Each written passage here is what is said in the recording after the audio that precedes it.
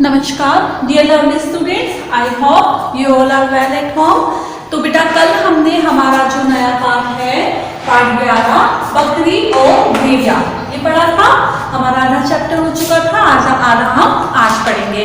तो बेटा कल हमने इस पाठ में क्या पढ़ा था कि एक बकरी है जिसके 4 बच्चे हैं और वो चारों बच्चों को घर पर ही छोड़कर जंगल में घास चरने जाती है और घर आकर अपने बच्चों को दूध पिलाकर उन्हें सुलाती है। ठीक है, लेकिन क्या होता है कि उसके घर के आसपास एक भेड़िया घूम रहा होता है। तो भेड़िए के डर से वो उन बच्चों को एक बात बताती है कि जब तक मैं आऊं और तुम चारों का नाम लेकर दरवाजा खोलने के लिए ना बोलूं, तुम दरवाजा मत खोलना। लेकिन क्या होता है कि ये बात भेड़िए को पता चल जाती है और भेड़िया जब बकरी चली जाती है तो उसी की टेक्निक से उन बच्चों को आवाज लगाता है, जो उनका कोड होता है आपस का, भेड़िए को पता चल जाता है और भेड़िया उसी तरीके से आवाज लगाकर बच्चों से दरवाजा खुलवा लेता है और जैसे ही बच्चे दरवाजा खोलते हैं भेड़िया उन बच्चों को खा जाता है। ठीक है, अब देखते हैं बकरी तो जंगल में गई हुई है, वो वापस आती है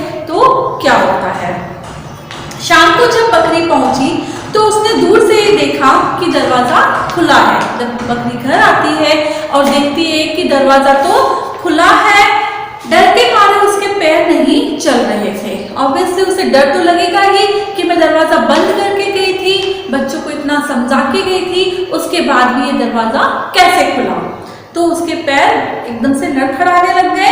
वह बच्चों को बुलाते हुए आगे बढ़ी, पर न आले आया, न बाले, न पालू, न मालू। चारों बच्चों में से कोई भी बाहर नहीं आया। जमीन पर उसे भेड़िए के पैरों के निशान दिखे, है ना। भेड़िए ने खाया होगा और उनके ब्लड निकला होगा और जब वो वहां से जा रहा होगा तो जो पैर के निशान है वो से उस बकरी को दिखे। पहले तो वह खूब रोई, उसे कितना दुख हुआ कि मैं अपने बच्चों को कितना सुरक्षित छोड़कर गई थी। उसके बाद वो सोचकर खड़ी हो गई। बकरी उसी वक्त बढ़ई के पास गई और बढ़ई से बोली, मेरे सींगों को पैना कर दो, है ना। अब वो सोच के किसके पास जाती है? बढ़ई के पास। बढ़ई मतलब जो लकड़ी की चीजें बनाता है ना, जो लकड़ी की चीजें बनाता है उसके पास जाती है और कहती है जो मेरे सींग है ना, इस तरीके से होते हैं बकरी के सींग, है ना। तो वो कहती है जो मेरे सींग उन्हें और पैना कर दो। पैना मतलब तेज और ज्यादा यहाँ से उन्हें शार्प कर दो सींगों को, ऐसा वो बढ़ई को जाकर कहती है।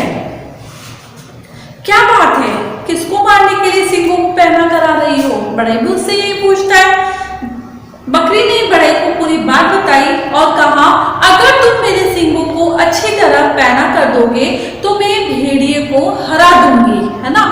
अगर उसके सींग तेज हो जाएंगे तो वो अपने सींगों से उससे झगड़ा करके, लड़ाई करके और उसे हरा सकती है। बढ़ई ने बहुत अच्छे से बकरी के सींग पैने कर दिए। बढ़ई ने उसकी बात सुन ली और उसके सींगों को आगे से बिल्कुल तेज कर देता है। इसके बाद बकरी अब एक तेली के पास पहुंची, है ना। तेली को सारी बात बताकर बकरी ने कहा, मेरे सींगों पर तेल लगा दो। तेली मतलब जिसके पास तेल होता है, जो तेल बेचता है, उसके पास जाती है और वो सींगों पर उससे तेल लगवा लेती है और उसने चिकना कर दो, है ना। एक तो वो सींग बिल्कुल पैड़े हो गए, तीखे हो गए, ऊपर से उस पर तेल लग गया तो वो क्या हो गया, बिल्कुल चिकने हो गए, है ना।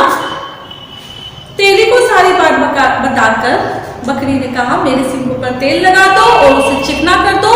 बकरी की कहानी सुनकर तेली ने अच्छी तरह तेल लगाकर उसके सींगों को खूब चिकना कर दिया। अब बकरी तैयार थी, वह उसी वक्त जंगल की ओर गई और भेड़िए को ढूंढने लगी, है ना। उसके मन में तो बिल्कुल बदले की भावना थी। तुरंत वो सारा काम करके जंगल में जाती है और भेड़िए को ढूंढने लग जाती है।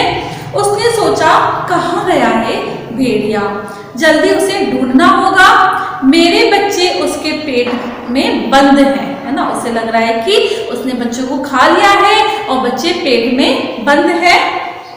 अंधेरे में न जाने नन्हे बच्चों को कितना तकलीफ हो रही होगी, है ना। वो कह रहा है, सोच रही है कि पेट के अंदर इतना अंधेरा होता है और मेरे बच्चों को कितनी तकलीफ हो रही होगी। बहुत ढूंढने के बाद बकरी को भेड़िया मिल गया।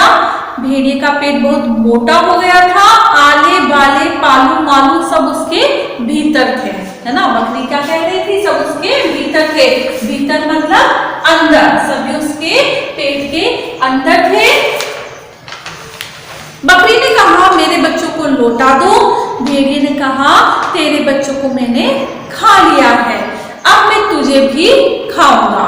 तू क्या यहाँ मरने के लिए आई है ना। वो उससे भी डराता है बकरी को कि मैंने तेरे बच्चों को तो खा लिया है, अब मैं तुझे भी खाऊंगा। तुझे भी क्या मरना है, यहाँ मरने के लिए आई है।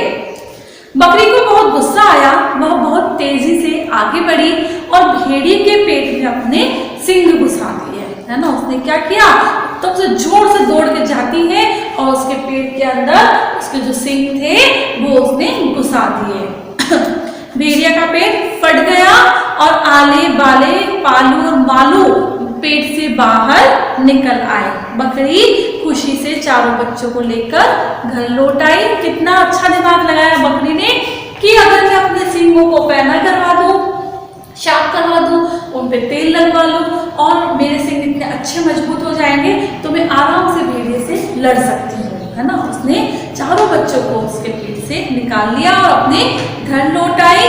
तब से रोज सुबह जाने से पहले बकरी उन चारों को धीरे से बता कर जाती कि वह कितनी बार दरवाजा खोलने के लिए कहेगी और बच्चे भी तब तक दरवाजा नहीं खोलते जब तक बकरी सुबह बताए अनुसार दरवाजा खोलने के लिए नहीं कहती। अब उन्होंने एक दूसरा ट्रिक अपना लिया कि मैं जितनी बार कहूंगी उतनी बार के बाद ही तुम्हें दरवाजा खोलना है। पहले तो वो सिर्फ एक बार कहती थी आलू दरवाजा खोलो, है ना। एक एक बार सभी बच्चों का नाम बोल के कहती थी कि आले दरवाजा खोलो, बाले दरवाजा खोलो, पालू दरवाजा खोलो, मालू दरवाजा खोलो।